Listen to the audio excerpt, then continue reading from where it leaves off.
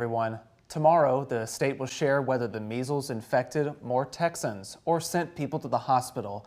The Texas Department of State Health Services puts out these kinds of updates twice a week, and so far the latest outbreak, concentrated mostly in the Panhandle and South Plains regions of the state, is showing no signs of slowing down. The case count right now stands at 259 people with 34 hospitalizations, and we know those numbers keep climbing. That understandably may leave some people on edge. So joining us this morning to talk through some of that anxiety is Catherine Greenhaw. She is a licensed professional counselor with ThriveWorks in Pflugerville. Thanks so much for being here. Hi, yes, thank you for having me.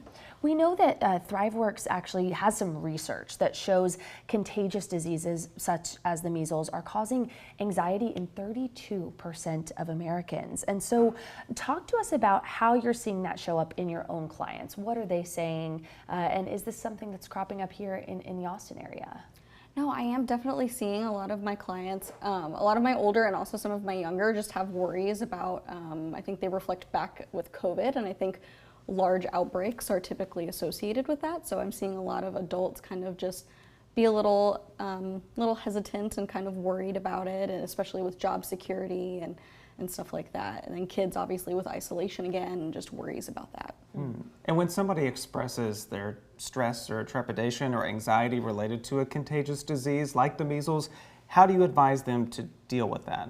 Yeah, I mean, it's absolutely normal, and I think especially with COVID, any outbreak is worrisome, and that you should be cautious, but I think that you do also have to be realistic, and you have to focus on what you can control, and we can't control everything. We can't control outbreaks, and just making sure you are focusing on things that you can control and making sure you don't isolate like we did see a lot with COVID.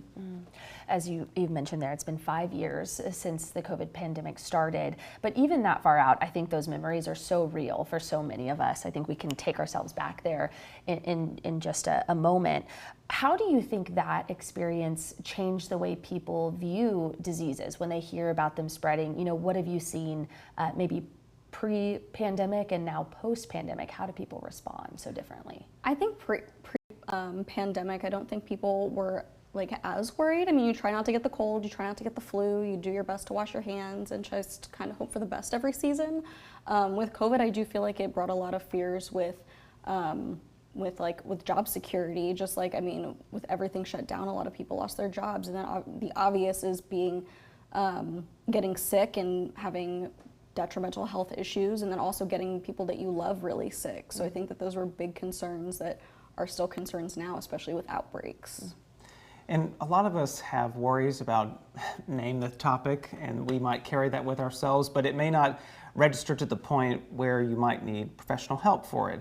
Are there certain signs that we should maybe watch out for in ourselves to know when that point is where we need to seek some professional help and get that assistance? Yes, absolutely. With health anxiety, I do think that a lot of people, we try our best to wash our hands and to be safe with those types of things, and just, again, focus on what's in your control. So I do think that when we are starting to overthink about it, and when this is consuming the majority of your day, that's a problem. When it's when you are finding yourself visiting the doctors multiple times a week or a month or whatever, just because of your fears, that is probably when we start to see problems, when we're isolating from people out of fear of getting sick, because those things just aren't healthy. We're social creatures, we need people, and I think that is when it's a point to where we start to need to go seek help, and maybe even just talk to somebody, and asking for help, there's nothing wrong with that.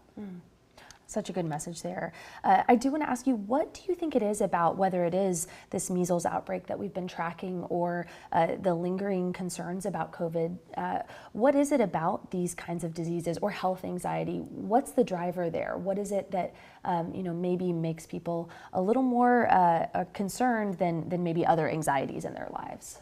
I do think specifically with the measles, we see a lot of concern with because I see adults and kids, and so we see a lot of concerns with kids specifically, with measles, just because they're so much higher, the risk is just so much higher. So I think that just the concern of you yourself getting sick and then also giving somebody else that disease as well, those are just really scary things to think that you could put someone that you love at risk.